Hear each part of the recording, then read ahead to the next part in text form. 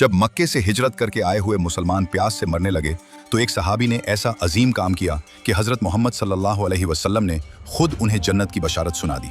ये उस वक्त की बात है जब मुसलमान मक्के से हिजरत करके मदीना मुनव्वरा पहुंचे तो वहां पीने के मीठे पानी की शदीद किल्लत थी।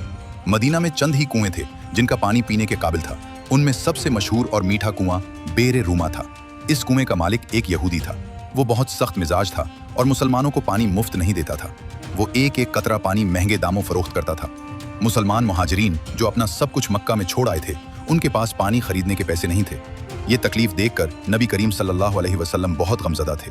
एक दिन नबी करीम सल्लल्लाहु अलैहि वसल्लम ने मस्जिद नबवी में सहाबा किराम से खिताब किया और एक अजीम शान ऐलान फरमाया, कौन है जो बेर रूमा को खरीदे और उसका डोल मुसलमानों के डोल के साथ शामिल कर दे, यानी उसे वक्फ कर दे।